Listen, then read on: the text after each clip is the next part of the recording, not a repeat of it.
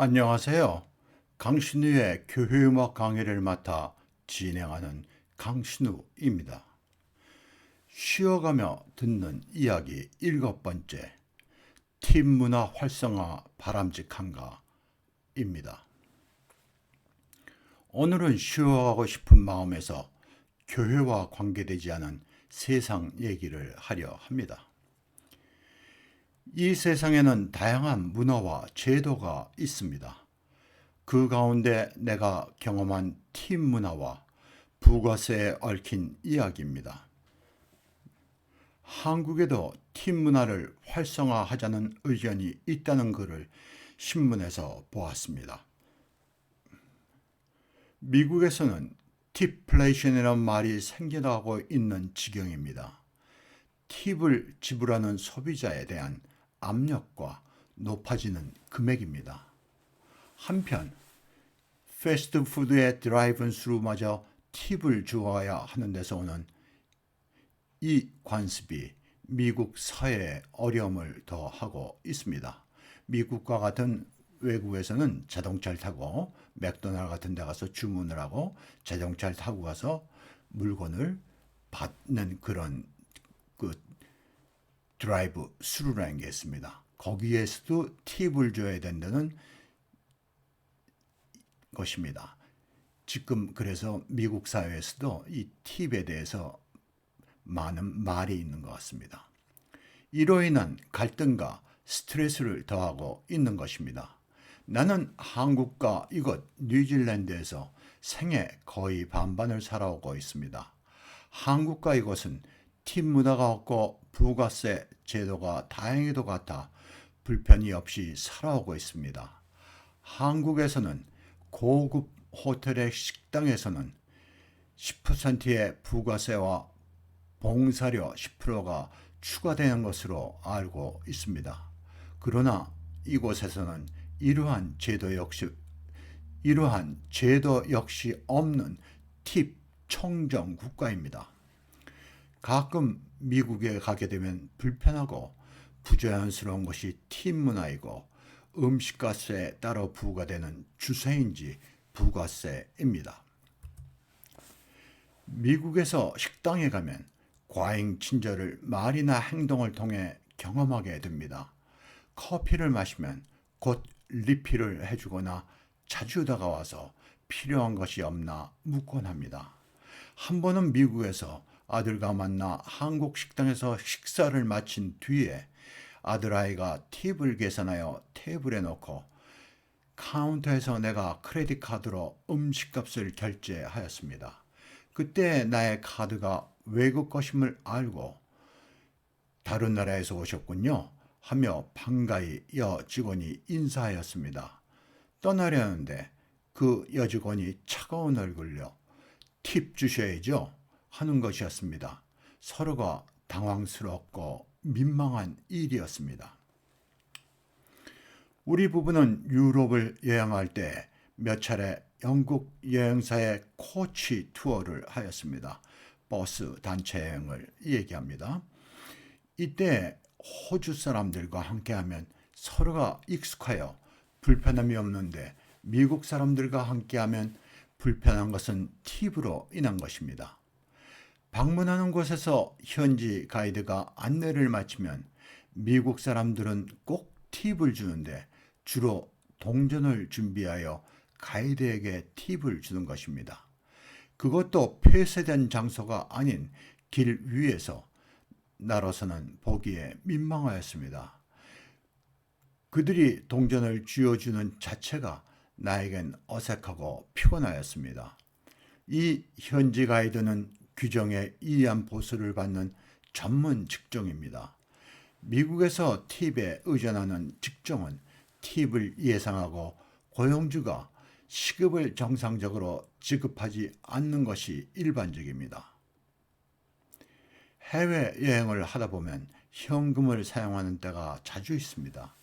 적은 금액의 지불은 현금으로 하다 보니 동전이 주머니에 가득 찰 때가 있어 그것 역시 신경이 쓰입니다. 미국의 어느 도시에서 음식값에 세금을 더하는 것에 익숙치 않아 불편하기도 하고 동전은 더 생깁니다. 내가 사는 이곳은 일상적인 생활에서는 부가세가 포함된 가격으로 신경 쓸 이유가 없습니다. 1센트의 작은 액수의 동전을 포함하여 많은 동전을 사용할 때 곤욕스러울 때가 있습니다. 어느 때는 낯선 동전의 숫자마저 가물거리고 구별하기 어려워 동전을 카운터에 쌓아놓고 헤아려 주기를 부탁하는 무례를 범하곤 합니다. 한 번은 미국의 어느 국제공항 대기실에서 비행기 타기 위해 기다리다가 주머니 안에 남은 동전을 해결하기 위해 커피값에 맞춰 동전을 주문하고 준비하였습니다. 이 무슨 낭패인가? 세금을 더 내라는 것입니다. 그러나 동전은 모자랐습니다. 국제공항에서 비행기를 기다리는 곳인데 면세가 아닌 것입니다. 그래서 동전을 돌려받고 크레딧 카드로 별로 마시고 싶지 않았던 쓴 커피를 마신 것입니다.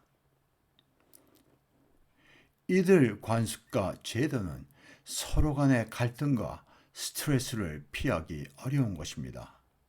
나는 사람들 간의 갈등이 적을수록 좋고 만약에 있다면 그 해결을 당사자가 아닌 국가가 나서야 한다 생각합니다.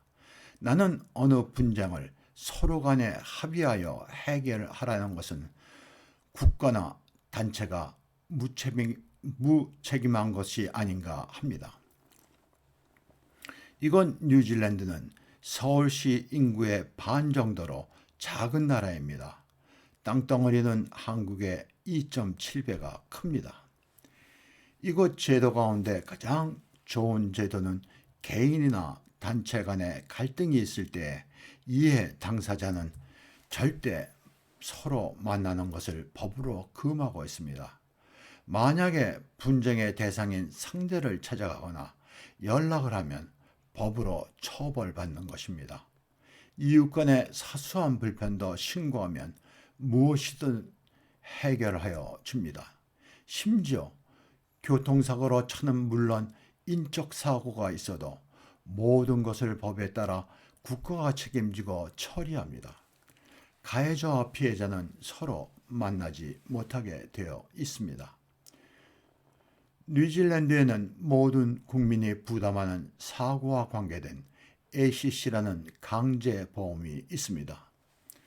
이 보험은 모든 국민이 부담하여 일정 부분을 수입이 많은 사람과 단체가 더 많이 부담하도록 하는 제도입니다.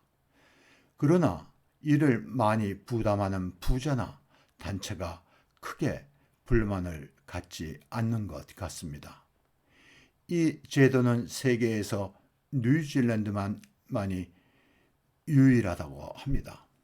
예를 들어 집에서 일하다 다치거나 운동하다 다쳐 사고를 당하면 이 보험이 다 처리해 줍니다. 사고를 당한 사람은 어떠한 비용도 지불하지 않습니다. 물론 사업장에도 적용이 되고 교통사고로 다치거나 사망했을 때에도 이 보험이 처리하여 줍니다.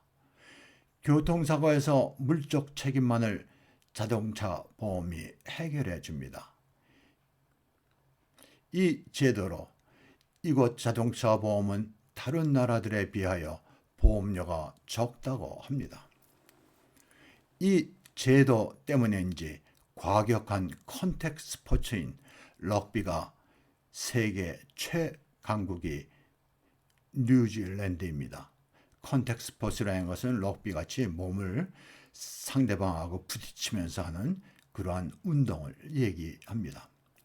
이곳의 작은 동네에도 규격을 갖춘 럭비 구장과 동네 선수들이 있어 주말에는 여러 연령층이 럭비 경기를 합니다. 주말에 병원 응급실은 이들로 정신이 없다고 합니다. 작은 일에서도 사람들 서로 간의 갈등 혹은 신경 쓰이는 일은 없는 것이 좋을 것입니다. 일상생활에서 있을 수 있는 스트레스를 가능한 줄이는 것입니다. 이 나라 사람들이 대체로 친절하고 유순한데 이는 아름다운 자연 환경과 함께 이들 제도와 시스템이 사회의 갈등 요소를 없애기 위해 노력하기 때문이라 생각하곤 합니다. 감사합니다.